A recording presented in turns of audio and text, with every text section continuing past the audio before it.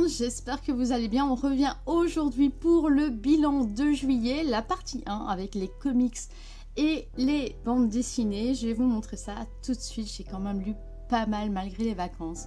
On y va.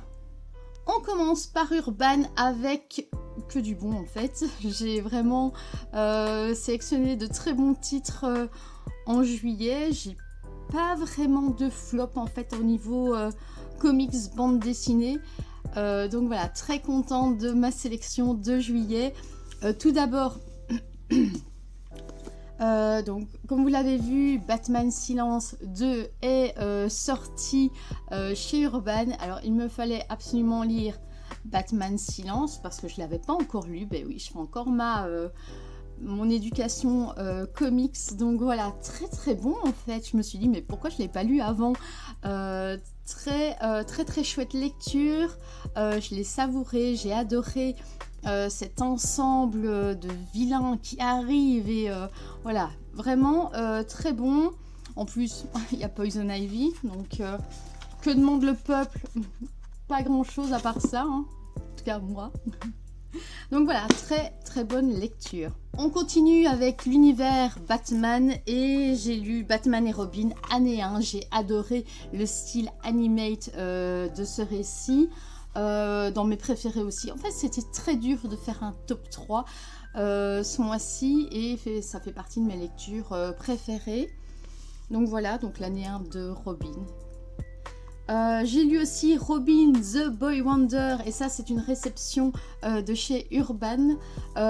Coup de cœur, carrément coup de cœur. J'ai adoré ce style Scheherazade où on a un Robin, on va dire anonyme, qui raconte l'histoire de Damian et j'ai trouvé ça génialissime à la manière d'un conte, vraiment top. Donc top à lire, au niveau dessin aussi un style dessin animé que j'aime beaucoup, donc vraiment petite pépite et puis cette cover, hein, les dessins de Juniba, canon. J'ai lu aussi, on continue avec l'univers Batman Absolute, Batman, j'avais pris la cover Akira de chez Pulps, j'ai bien aimé, ça reste pas mon préféré n'empêche. J'ai lu les 3 absolutes et vraiment Wonder Woman reste au-dessus. Puis j'ai Superman et puis celui-ci. Alors je comprends ceux qui ont adoré ce nouvel univers. On a un petit côté Furio qui est sympathique. Mais moi c'est pas forcément ma came. J'ai bien aimé. Mais voilà, c'est pas ça. Bon, c'est pas mon préféré. Par contre la cover, pépite. Pépitas aussi. C'est pour ça que j'ai pris celle-là. Parce que bah, voilà, Akira et... il me la fallait. Dernier comics de chez Urban, j'ai reçu Superman Ennemi Public. Voilà, donc bien aimé aussi, très bon récit. Je lirai aussi Supergirl. On m'a dit que c'était la suite directe, je crois. Je crois que j'ai reçu un message comme ça sur Insta, comme quoi c'était la suite directe. Donc j'irai le chercher et j'en ferai également un retour, mais vraiment... cette petite collection à 4,90 chez Fnac, je trouve ça vachement intéressant pour ceux qui n'ont pas les comics. Moi il y en a que certains que j'ai, donc voilà, c'est un peu dommage parce que du coup j'aurais pas la fresque et dépenser de l'argent pour rien. Non. Non, donc voilà, mais voilà, petite série 4,90 Superman chez Fnac, vraiment foncé. On est sur un format plus grand que le Nomade, donc niveau écriture, on est... voilà. Top. Dernier comics, Séché, ça va aller, hein. Séché. Oui.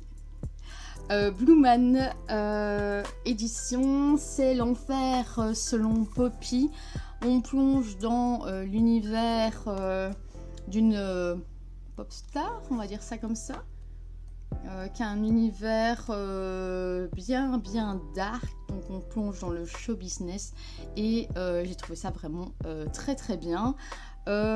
C'est donc c'est écrit par Poppy, Caddy, Thorogood et Pina. Au niveau Voilà, scénario Poppy et Ryan Caddy, dessin Zoé Torogood et Amilcar Pina. Alors Zoé Torogood, c'est un style que j'aime beaucoup. Donc voilà, c'est pour ça que je l'avais demandé chez Blue Man. Et vraiment pas déçue, je crois que c'est un des préférés que j'ai lu de chez eux. Vraiment top, j'aime beaucoup le parallèle entre l'enfer de Poppy et l'enfer selon Dante. Voilà, j'ai trouvé ça vraiment sympathique. On continue avec les bandes dessinées et les bandes dessinées, franchement, j'ai eu de très bonnes lectures avec des coups de cœur parce que voilà, j'ai reçu des petites dingueries, j'ai acheté des petites dingueries aussi et je commence par un de mes premiers coups de cœur et c'est chez Le Lombard, donc c'est quelque chose que j'ai acheté et c'est Amour Toxique. Alors je l'ai vu passer et ayant vécu une relation toxique il y a plus de 10 ans, voilà, c'est une lecture qui m'a touchée, où j'ai retrouvé des choses que moi j'avais vécues. Voilà, très bouleversante lecture, parce que je dirais pas très belle lecture, je dirais plutôt bouleversante, émouvante lecture que je conseille vivement. Donc voilà, vraiment une lecture à mettre entre toutes les mains des jeunes femmes, des jeunes hommes, parce que ça arrive aussi aux hommes de vivre des relations toxiques. Ce n'est pas forcément les femmes qui ne vivent que ça. Donc voilà, vraiment, je conseille cette lecture. Ensuite, chez Dargo, j'ai reçu... J'étais trop contente quand... faut savoir que je suis partenaire d'Argo et j'ai demandé, parce que j'ai vu que c'était le dernier tome qui venait de sortir, j'ai demandé à recevoir le premier tome de Yojimbo. Et j'ai eu la chance de recevoir la série complète. Alors je suis très contente, c'était limite cadeau d'anniversaire parce que je l'ai reçu au même moment. Je l'ai dévoré parce que je l'ai reçu, je crois, la veille ou l'avant-veille de mon anniversaire, je sais plus. Mais c'était la fin du mois. Je les ai enchaînés. Et je me suis retenue de ne pas tout lire parce qu'à la base, il y a 4 tomes. J'ai lu 2 tomes et j'ai relu le lendemain les 2 autres tomes. J'ai dévoré cette série de Sylvain Repos. Gros coup de cœur, j'aime beaucoup l'univers, le parallèle, non, ça se passe au Japon. Voilà, c'est un petit côté nostalgique parce que vu que je suis allée au Japon fin février, début mars, voilà, c'est un petit côté nostalgique, ça m'a redonné envie d'y aller, malgré que c'est un univers, on va dire, post-apo. On peut avoir un coup de cœur pour un tome 1 et ne pas aimer la suite. Ça m'est déjà arrivé d'avoir un gros coup de cœur pour le début d'une série et puis me dire à la suite, ah ben non, en fait, j'ai pas vraiment apprécié. J'ai eu ça pour une série il y a pas longtemps de chez Mangetsu avec Galactic Curtain Call, où j'avais adoré le style poétique du tome 1 et finalement, en global, c'est pas du tout ce que j'attendais comme série avec 3 tomes, mais ça aurait pu être bouclé en 3 tomes avec une belle histoire, mais pas du tout en fait. Donc là, 4 tomes pépites, vraiment une très bonne série où tous les éléments sont posés. Alors oui, on va se poser des questions au fur et à mesure, on va pas forcément avoir les réponses, mais à la fin on aura toutes les réponses et ça, c'est génial. Donc vraiment très bonne série du début à la fin. Chez Dargo, on m'avait proposé de lire une autre série. Donc là c'était une proposition, c'est L'Escadron de Catherine de Médicis. Étant fan d'histoire, voilà, cette période, je surkiffe cette période. Donc voilà, j'ai reçu La Fille Sage ainsi que Trahir les morts. J'ai adoré. Alors au début c'était assez compliqué de me mettre dans l'histoire parce que c'est assez calme, mais au final j'ai continué au 2e chapitre, le tome 1, et là j'ai commencé à adorer ce que j'étais en train de lire et j'ai enchaîné avec le tome 2 que j'ai adoré aussi. Vraiment très bien, avec bien sûr chaque fois vous avez des éléments historiques vu que ça se passe au niveau de l'histoire de Catherine de Médicis Et voilà, très très chouette série en 2 tomes que je conseille aussi vivement pour les fans d'histoire ou de Catherine de Médicis ou de cette période en général. On continue. J'ai reçu chez Ankama Kabuki. Pépite aussi, en fait. Il aurait pu être dans mes coups de cœur, vraiment. Je l'ai reçu fin de mois aussi.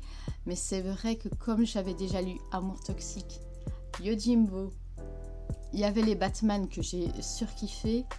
Kabuki passait après.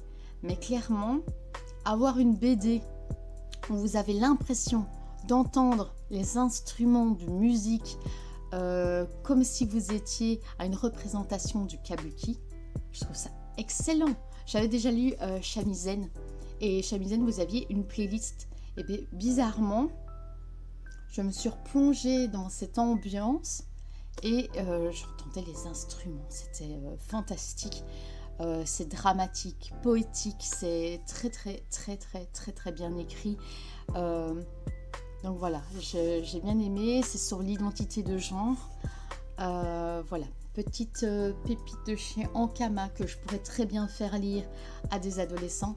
Maintenant, pas à n'importe quel public, parce qu'il y a quand même un contexte poétique assez complexe à comprendre, avec un folklore japonais à comprendre. Donc voilà, il faut quand même avoir toutes les cartes en main pour pouvoir lire ce récit.